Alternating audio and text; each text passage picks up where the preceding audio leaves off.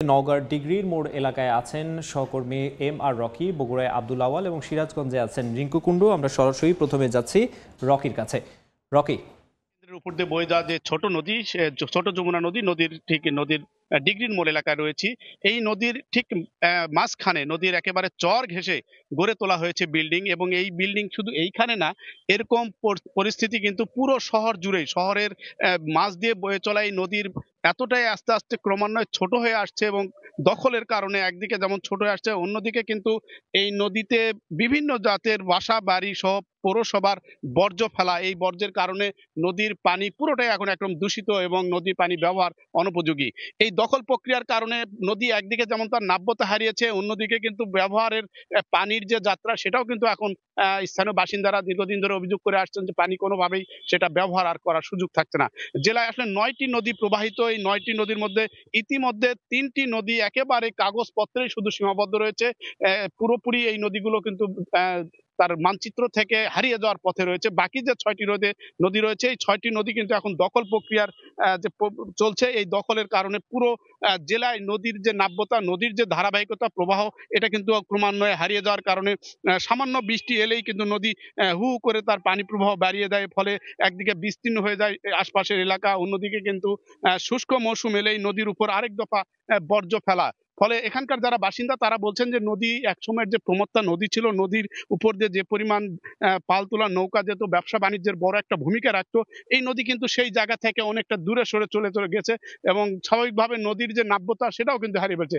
এবং এই দখল প্রক্রিয়ার কারণে স্থানীয় বাসিন্দারা অভিযোগ করছেন যে যখনই এই বিষয়গুলো নিয়ে পানি উন্নয়ন বোর্ড বা সংশ্লিষ্ট আইন শৃঙ্খলা বাহিনীর কাছে অভিযোগ দেওয়া হয়, কোনো কারণে এই অজ্ঞাত একটা চিত্রের ফলস্বরূপ কিন্তু দখল প্রক্রিয়া কিন্তু বন্ধ হয় না। ফলে স্বাভাবিকভাবে এরকম ভাবে কিন্তু এই নদীর ঠিক মাঝ বরাবর বিল্ডিং গড়ে উঠছে।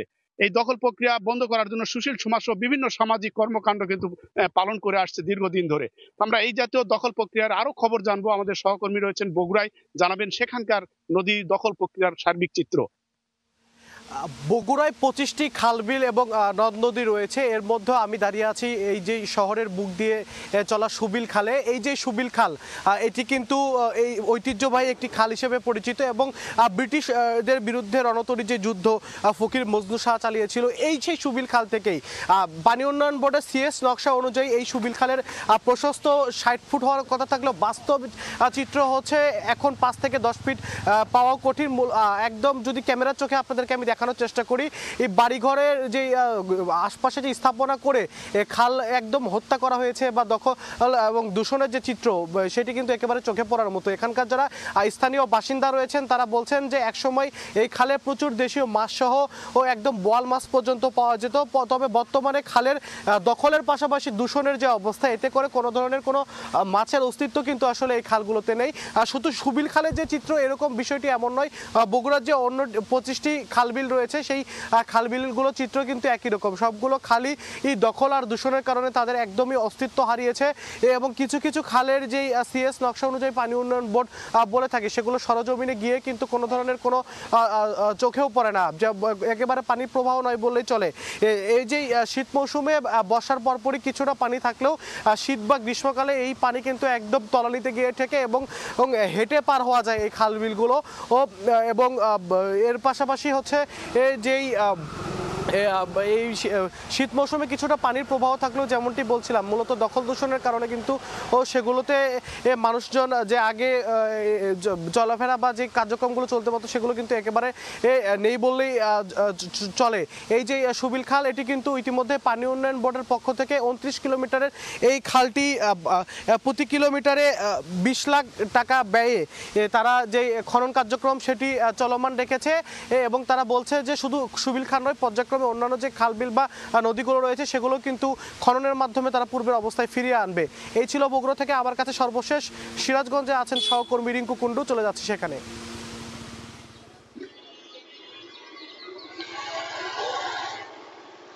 দখল আর দূষণের অস্তিত্ব হারাতে বসেছে সিরাজগঞ্জের শহরের মধ্য দিয়ে বয়ে চলা কাটাখাল নদ। আমরা এখন আছি সেই কাটাখাল নদ। আপনি যদি দেখায় যে এই খালটি একসময় স্রোতস্বিনী ছিল এবং বিভিন্ন রকম নৌকা করে বিভিন্ন ব্যবসা বাণিজ্যের পণ্য কিন্তু এই শহরে কিন্তু আসতো, কিন্তু এখন প্রতিনিয়ত দখল আর দূষণের ফলে কিন্তু এক প্রকার অস্তিত্ব হারাতে বসেছে এই খালটি এবং শহরের প্রাণকেন্দ্রে এই খালটি হওয়াতে কিন্তু আসলে বিভিন্ন গুরুত্ব বহন করে থাকে।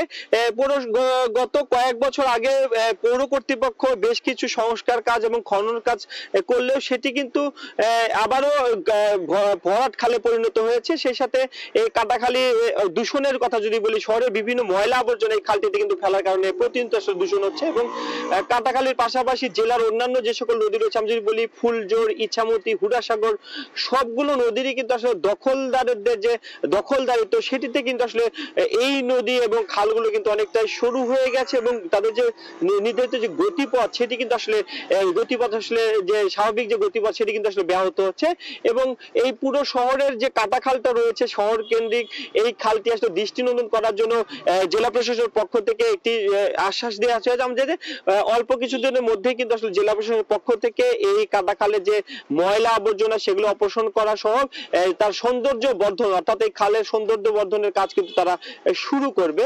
এছাড়া এই খালটি দখলের এবং দূষণের যে আরেকটি কারণ সেটি হচ্ছে যে বড় বাজারে যে সকল ময়লা আবর্জনা এবং মাছের বাজার, মাংসের বাজার, বিভিন্ন ময়লা আবর্জনা কিন্তু প্রতিনিয়ত এই খালটিতে ফেলা হচ্ছে। এই কারণে কিন্তু আসলে খালটি নিয়মিত আসলে দূষণে পড়ছে এবং শহরবাসী বা এলাকাবাসী যেটি বলছে যে এই পরিমাণ দূষণের ফলে কিন্তু তীব্র গন্ধ এবং মশা মাছির উপদ্রব কিন্তু আসলে বেড়েছে। তবে জেলা প্রশাসনের পক্ষ থেকে যেটি বলছিলাম সেটি উদ্যোগ নেওয়া হয়েছে আর কয়েকদিনের মধ্যেই হয়তো যে এই যে সংস্কার কাজ বা ময়লা আবর্জনা নিষ্কাশনের কাজ সেটি কিন্তু আসলে শুরু করা হবে। সেই সাথে এই যে খালটির যে বিভিন্ন জায়গায় আটকে খালের গতিপ্রবাহ রোধ করে আসলে এক প্রকার যে মাছ চাষ করা হয়, মৎস্য চাষ, অর্থাৎ অবৈধ মৎস্য চাষীরা যে মাছ চাষ করে সেটির কারণে কিন্তু আসলে এর যে নির্ধারিত যে গতিপথ সেটি কিন্তু আসলে ব্যাহত হয়। তো এক কথা বলা যায় দখল আর দূষণে এই খাল সহ বিভিন্ন নদ নদী কিন্তু আসলে অস্তিত্ব হারাতে বসেছে সিরাজগঞ্জে। তো এই ছিল সিরাজগঞ্জ থেকে আমার কাছে খাল দখল দূষণের সবশেষ খবর। রাজশাহী বিভাগের নদী খালের দখল দূষণের বিস্তারিত জানাতে আমরা সরাসরি যুক্ত হয়েছিলাম নওগাঁ, বগুড়া এবং সিরাজগঞ্জে।